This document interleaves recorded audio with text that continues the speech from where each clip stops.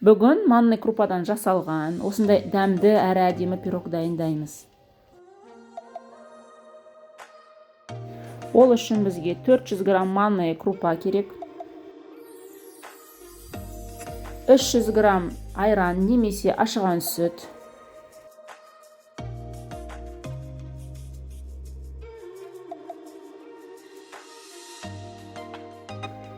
2 жұмыртқа. 60 грамм сұйық май.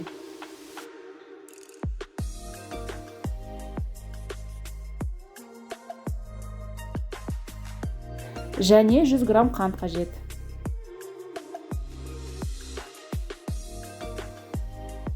Барлығын салып болғаннан кейін жақсылап араластырамыз.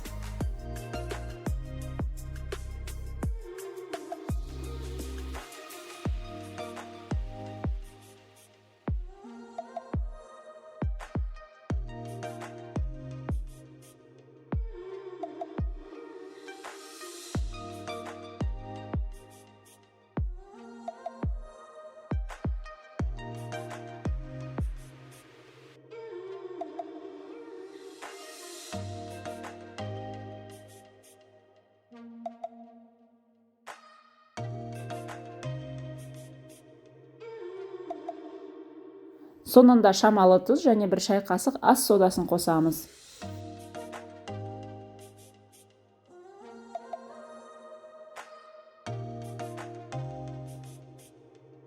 Жақсылап араластырып, қамырымыз демалғанша алмамызды дайындаймыз.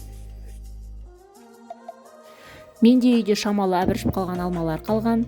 Оларды ешкім жемегендіктен пирог пісіруге қалдырдым. Пирогта олар көрінбейді, сондықтан да оларды жуып, тазалап, ортасынан бөліп, сақтап тураймыз.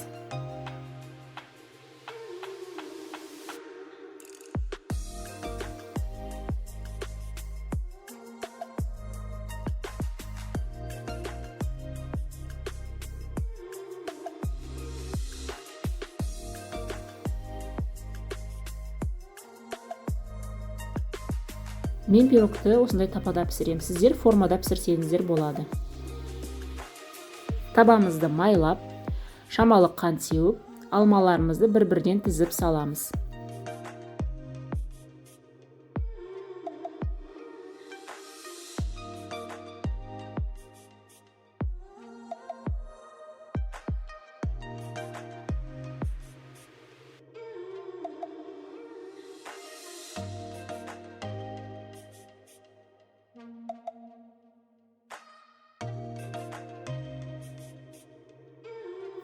Дайын болған қамырымызды алманың бетіне құйып, жақсылап тұрып жайып, 200 градус қызып тұрған пешке 45 минутқа салып қоямыз. Пирогымыз дайын, суығаннан кейін бетін ыдыспен жауып, формамызды төңкереміз. Сонда алмалар бетінде әдемі болып тұрады.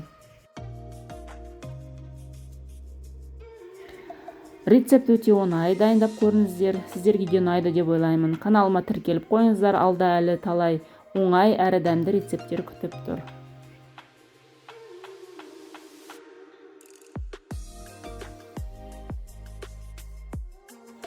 Астарыңыз дәмді болсын.